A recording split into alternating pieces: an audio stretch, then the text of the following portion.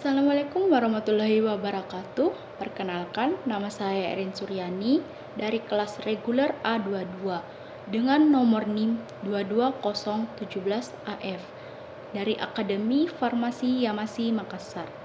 Di sini saya akan menjelaskan tentang anatomi sistem reproduksi pria dengan dosen Maulana Zulkarnain Imansyah S, Var, M, Biomed. Komponen sistem reproduksi pria terbagi atas 3. Yang pertama, alat reproduksi dalam. Yang kedua, saluran dan kelenjar aksesori. Yang ketiga, alat kelamin keluar. Baik, saya akan menjelaskan yang pertama, alat reproduksi dalam. Yang pertama yaitu tesis. Tesis memiliki ciri-ciri sebagai berikut. Yang pertama, jumlahnya sepasang. Yang kedua, ukurannya sebesar telur burung merpati. Yang ketiga, terletak dalam skrotum. Yang keempat, testis menggantung bagian anterior dinding abdomen. Yang kelima, embriogenesis, testis dalam rongga tubuh. Dan yang terakhir, sebelum janin dilahirkan, testis akan turun dalam rongga skrotum. Selanjutnya, saluran dan kelenjar aksesori.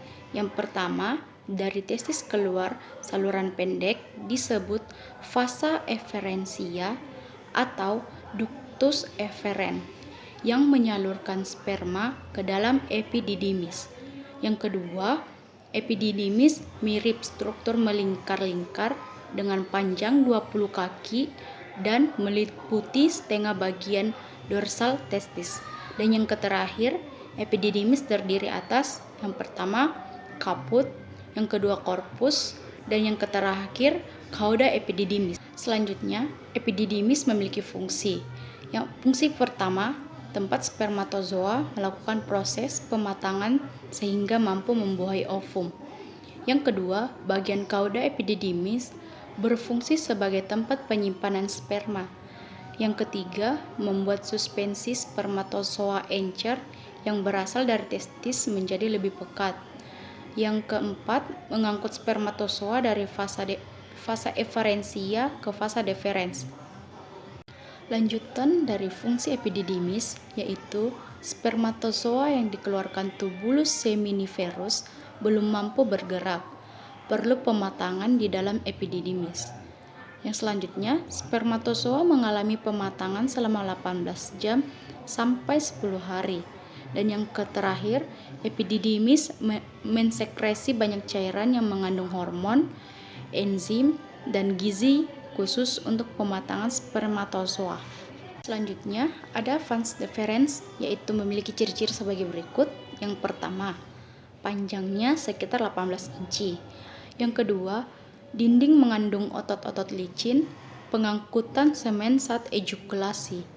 Yang ketiga, sebelum masuk ke uretra, vas deferens bergabung dengan saluran ekskresi vesikula seminalis dan membentuk ductus ejakulasi berlanjut ke uretra.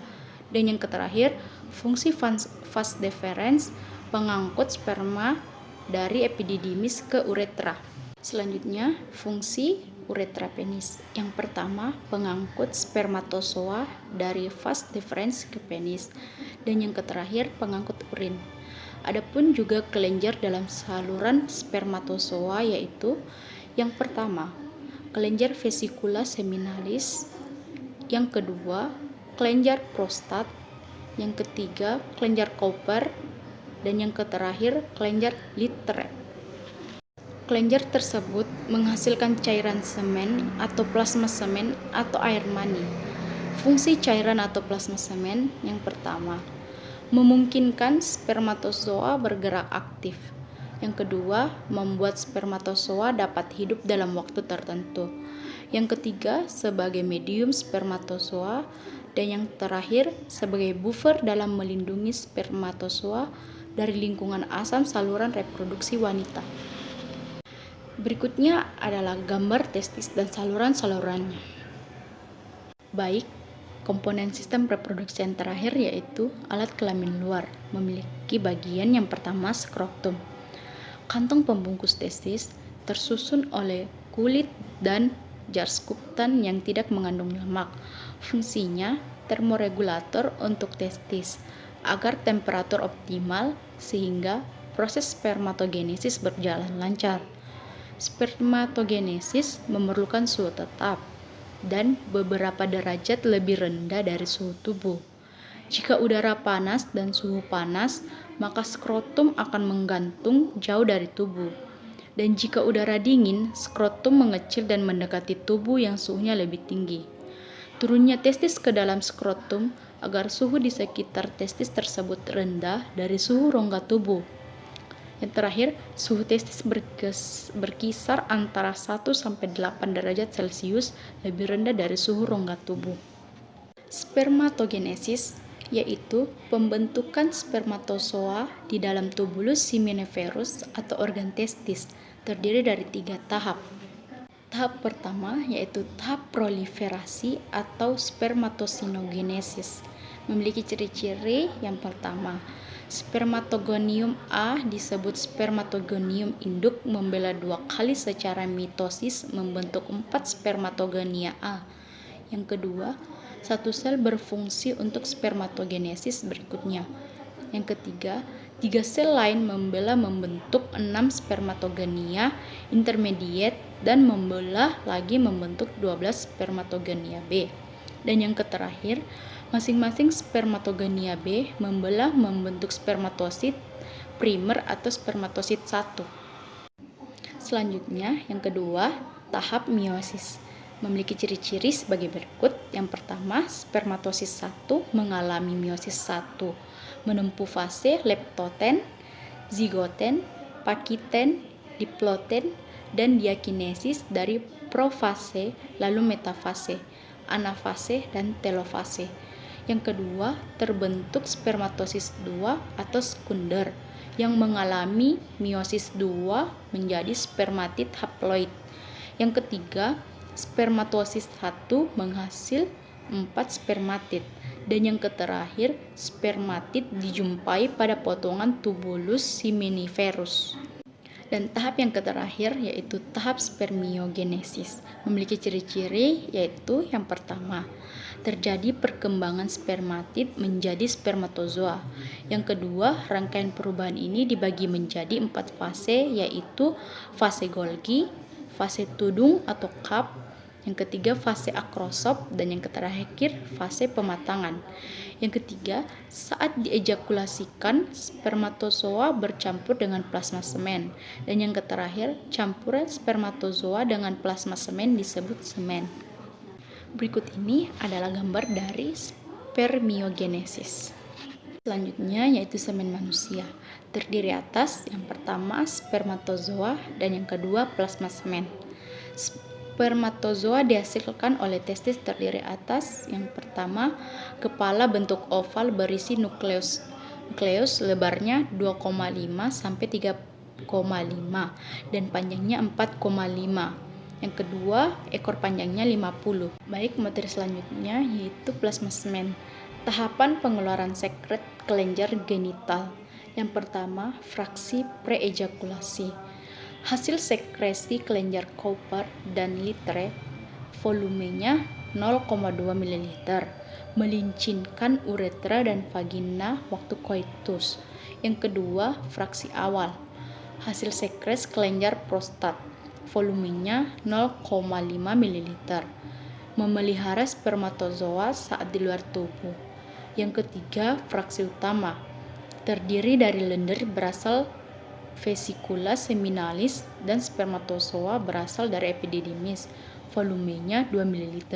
Dan yang terakhir yaitu fraksi akhir yaitu lendir dan spermatozoa non-motil, volumenya 0,5 ml.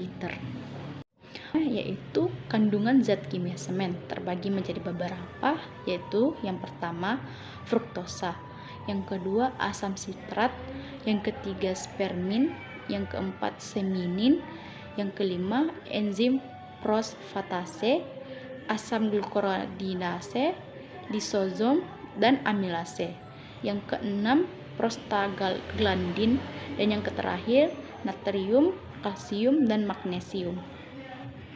Semen memiliki ciri-ciri. Yang pertama, volumenya 2-5 ml. Warnanya putih keruh atau putih kelabu seperti lem kanji. Yang selanjutnya, pH-nya 7,2 sampai 7,8. Selanjutnya, baunya khas seperti bau bunga akasia. Selanjutnya, viskositasnya 3-5 cm. Ejakulasinya segera mengumpal setelah ejakulasi. Selanjutnya, ekuefaksi 15-20 menit setelah ejakulasi. Dan yang selanjutnya, konsentrasi normalnya lebih kecil 20 juta per mili. Selanjutnya terakhir, motilitas spermatozoa yang bergerak lebih kecil 60% dari total yang hidup 25%. Gerak maju cepat. Baik, materi yang terakhir yaitu ada beberapa faktor penyebab kemandulan pada pria. Yang pertama, genetis, terbagi menjadi 2 bagian. Yang pertama, sindrom Klinefelter, yaitu tubulus seminiferus degenerasi. Yang kedua, sindrom Down, yaitu kripotoreidisme. Yang kedua yaitu hormon, terbagi menjadi 2 bagian. Yang pertama, produksi FSH dan LH menurun, spermatogenesis terganggu. Yang kedua, hipogonadotropin menyebabkan hipogonadis. Tiga yaitu anatomi, terbagi menjadi 3. Yang pertama, testis menggantung tanggung dalam kanalisis inguinalis. Yang kedua, variokokel pembuluh darah testis. Dan yang terakhir, testis kecil. Impotensi penyebabnya psikis atau kelainan saraf menuju genitalia luar. Yang kelima, penyakit seperti prostatitis dan epididymitis. Yang keenam, faktor posttestikular, yaitu infeksi gonorea dan sipilis. Dan yang terakhir, kebiasaan yang berlebihan, yaitu pertama, perokok berat, yang kedua alkohol, dan yang ketiga pekerjaan yang dekat sumber panas atau sumber radiasi. Sekian dari materi saya. Assalamualaikum warahmatullahi wabarakatuh.